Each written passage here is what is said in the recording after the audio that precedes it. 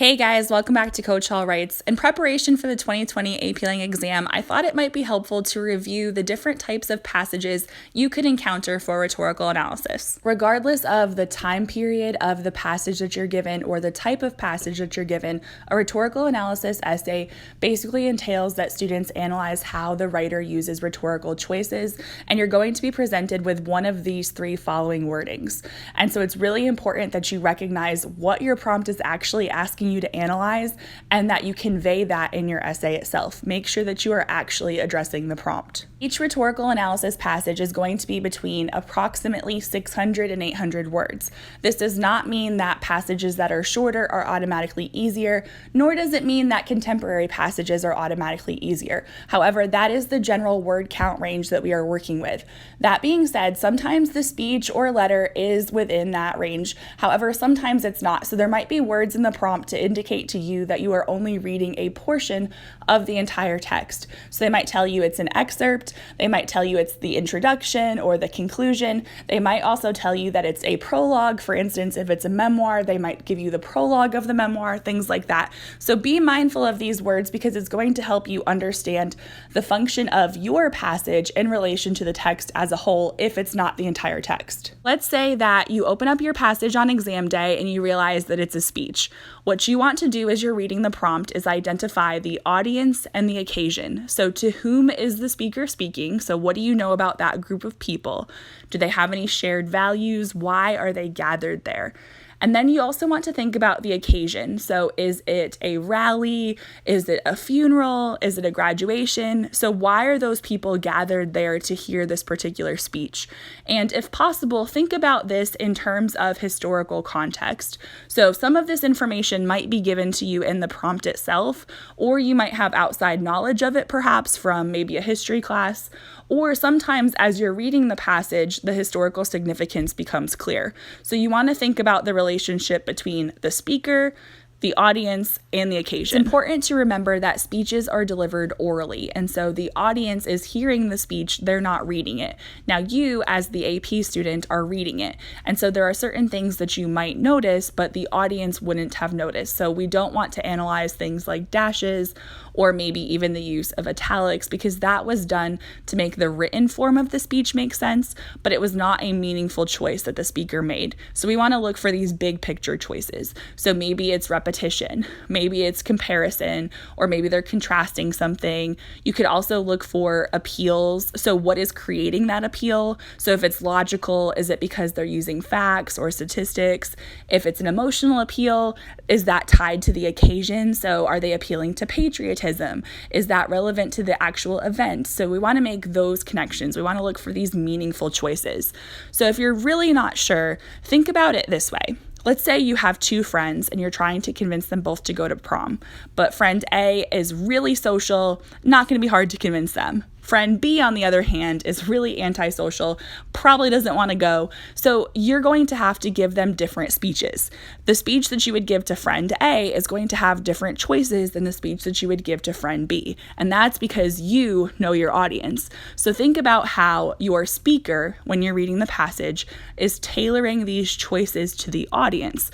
Think about what the speaker wants. What's their purpose? What are they trying to convince the audience to do or to believe? What is their message? And then how are they actually making that message possible through their choices? Not every type of speech that you can encounter on the exam is going to fall into one of these categories. However, there are certain occasions that have a reason for a speech, and because of the occasion, you can actually infer the purpose and the tone of the speech. So let's say it is a commencement speech or a graduation speech. The speaker is going to be speaking to graduates on their graduation day. So they're probably going to try to be inspirational and encouraging because they want to motivate the graduates as they're about to embark on that next chapter of their lives. They might be very honest in the speech at times, and they might give advice as well. So these are things that we can infer based on the occasion. So you don't want to project too much onto the passage. You need to read the passage and actually examine the choices that the speaker is making. But oftentimes, For certain types of speeches, the occasion can help you understand the purpose and the tone.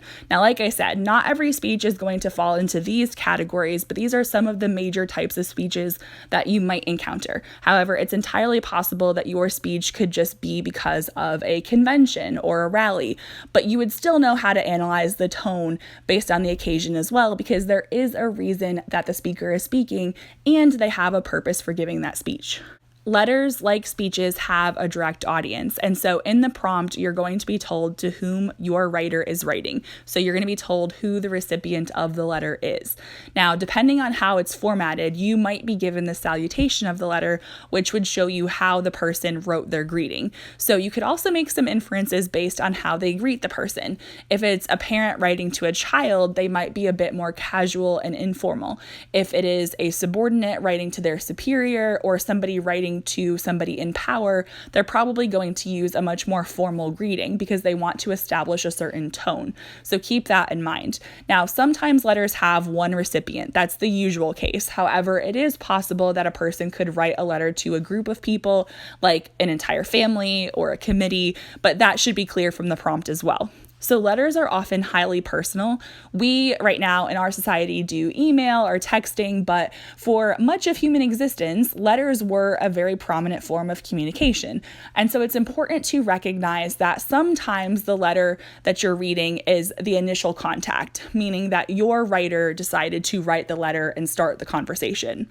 And if so, you need to ask yourself, what prompted them to write this letter? So what are they hoping to achieve by writing this letter? Now, sometimes the letter that you're reading about could be in response to a letter that that person received.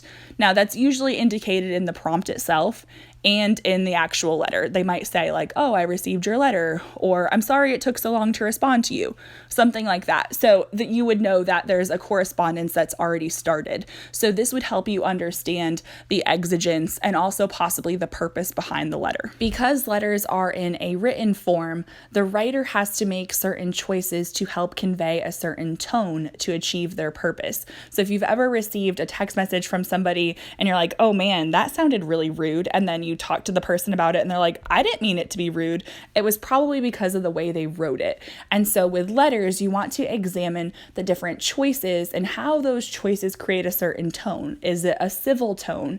Is it a patronizing tone? Is it a humble tone? This is often determined by the occasion for which they're writing. So let's say your passage is an article. Maybe it's a magazine article or a newspaper article. Sometimes in the past, the College Board has given the exact title and source. If so, the title is going to be in quotation marks and the source will be italicized. Other times they've been a bit more general and they've said something to the effect of an article in a religious magazine. Either way, it should be very clear that it's an article and you should have some indication of the source. Now, unlike speeches and letters, there might not be a clearly defined audience in your prompt. Sometimes based on the source, you can kind of figure out who the audience might be, but you really need to examine the wording in the passage to figure out who the target audience is.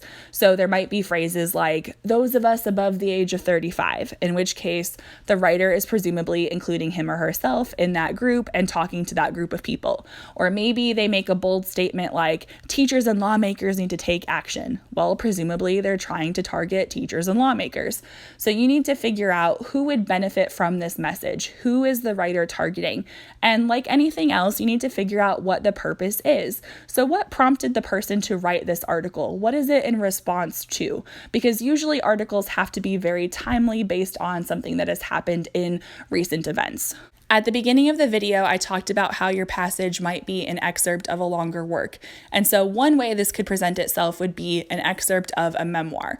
So memoirs are very similar to an autobiography. It's when the writer is writing about his or her own life and their experiences. And so oftentimes these have a very narrative style. So think of it as a very story-like style. They tend to read a bit more like fiction than the other genres, but it's important to remember that it's still nonfiction. fiction. And so you want to ask yourself, why is the person reflecting on this particular event? What prompted them to write this memoir? Just in case it comes up, remember that memoirs and autobiographies are when the writer writes about him or herself, whereas a biography is when the writer writes about somebody else. So regardless of the type of passage, please remember that your job is to look for rhetorical choices and analyze them in relation to the rhetorical situation. Until next time, guys, happy writing!